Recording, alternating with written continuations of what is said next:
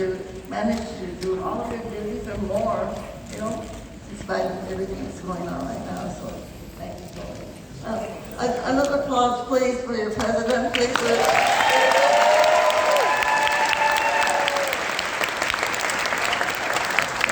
No matter where we're at in the neighborhoods there, you always have somebody that represents all of you, and he does a really, really great job in doing so. And I want to thank you very much for having me here at your convention here. I have so much to share with you, and I'm sure some of you have heard some of my lines before, and then I'll be repeating some of them. But first of all, I want to say to all of you, thank you for being the army that is going to save our country, okay?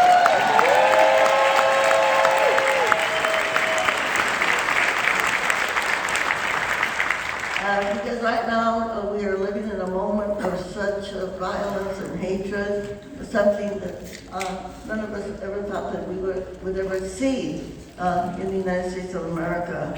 And especially here in Los Angeles, we are now the subject of a lot of the national news about what happened to our great labor leader, David Huerta. As you all know, the way that he was beat up, that he was arrested, and they now have him in detention. And I understand there's going to be a rally, I think, on Monday to support David Huerta. And so let's hold him in our prayers because we know it's going to take a lot. And we know that he's there representing all of us in his defense of immigrants.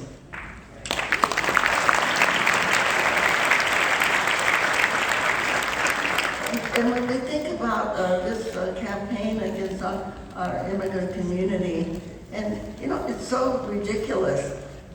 Because we know that our country was built by immigrants, right? It was my grandfather, great-grandfather, one of my great-grandfathers on my mother's side came from England. And he was in the Civil War on the Union side, okay? The right side. And then I have another great-grandmother, my great-grandmother who came from Spain, okay? But on my dad's side of the family, the indigenous, they were here to greet them when they got here, okay?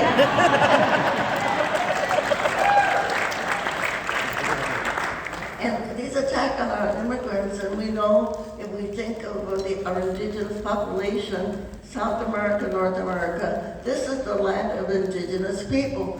This is their land.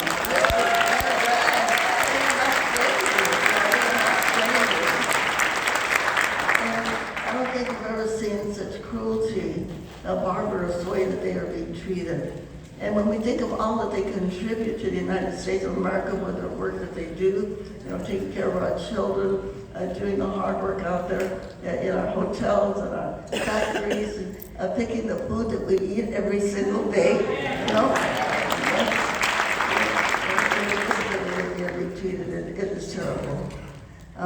So what we have to do is, give those families as much comfort as we can, and know that we have to keep working to change it, along with everything else that we have to change. We have to just work as very hard as we can.